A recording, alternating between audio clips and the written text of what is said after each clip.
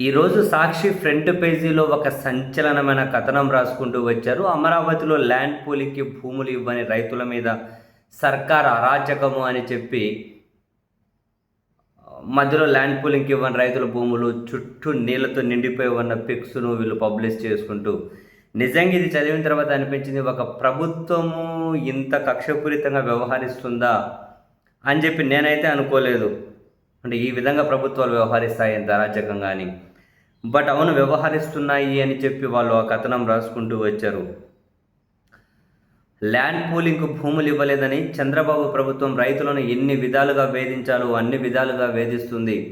భూములు ఇవ్వలేదన్న ఆగ్రహంతో పలు రైతుల పొలాల చుట్టూ 3 వైపులా రిజర్వాయర్ తవ్వకాలు జరిపారు.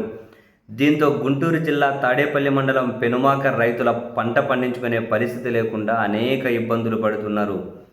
తాజాగా ఎటువంటి వరద రాకపోయినా కొండవీటి వాగు గట్లకు గండి కొట్టి ఈ నీటిని రిజర్వాయర్లోకి వదిలేశారు. దీంతో ఈ నీరు రిజర్వాయర్లో ప్రవహించి ల్యాండ్ పూలింగ్‌కు ఇవ్వని రైతుల భూముల చుట్టూ చేరాయి.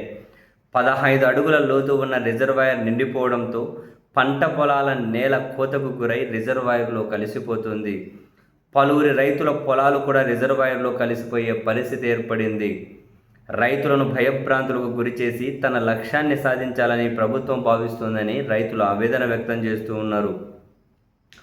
3 నెలల నుంచి ఇదే పరిస్థితి ఉంది అని, కొండవీటి వాగు రిజర్వాయర్ కోసం పంట పొలాలు ఇవ్వని రైతులను ప్రభుత్వం అధికారులు 3 నెలలుగా ఇదే విధంగా వేధిస్తున్నారని, అందులో కనుక కొన్ని దారుణాలను చూస్తే మొదట పంట పొలాల్లో ఉన్న కరెంటు స్తంభాలను గుద్దించి వైర్లు తెంచేశారని, 3 నెలల నుండి విద్యుత్తును పునరుద్ధరించాలంటూ ఆ శాఖ అధికారుల చుట్టూ తిరిగిన ఎటువంటి చర్యలు తీసుకోలేదని, రైతులు పంట పొలాలకు విద్యుత్ మోటార్లు బదులు ఆయిల్ మోటార్లు తీసుకొచ్చినా వాటిని చోరీ చేశారని, పంట పొలాల్లో ఉన్న విద్యుత్ బోర్లకు భూమి లోపల ఉన్న పైపులను పీకేశారని ఫిర్యాదు చేసినా పట్టించుకునే నాథుడే లేడని, విద్యుత్ సరఫరా లేకపోవడంతో నీరు రాక మునగ అరటి తోటలు ఎండిపోయాయని, పంట పొలాలకు దారులు లేకుండా చేయడం, ఉన్న దారులను తవ్వడం, 15 అడుగుల లోతులో పంట పొలాలకు ఆనించి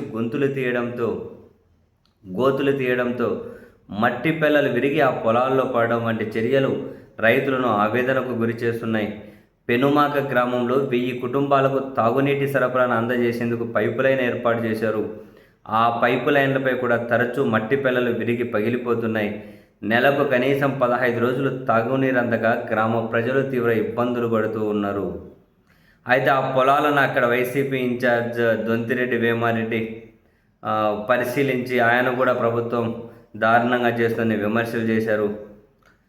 ప్రభుత్వం దురుద్దేశంతో పనిచేస్తుందని, నిజంగా కొండవీటి వాగు గండిపడి రిజర్వాయర్లోకి నీళ్లు వస్తే కృష్ణానది నుంచి కొండవీటి వాగుకు గేట్లు ఎత్తి నీళ్ళెందుకు వదిలారని, ఒకవైపు గండి పడితే రెండో వైపు గండి పెట్టాల్సిన అవసరం ఏముంది అని చెప్పి ఎవరో కల్లం శ్రీకాంత్ రెడ్డి అనే వాయిస్, ఇట్లా కొందరు అక్కడ రైతులు, ఎవరో పొలిశెట్టి శ్రీనివాసరావు అని చెప్పి ఇంకొక రైతు, ఈ విధంగా పొలిశెట్టి రామ్మోహన్ ఇంకో రైతు, అంటే కొందరు రైతుల వాయిస్నుగానే వీళ్ళు రాసుకుంటూ వచ్చారు. ఇవన్నీ జరిగిన తర్వాత ప్రభుత్వం నిజంగా ఇలా చేస్తుందంటారా?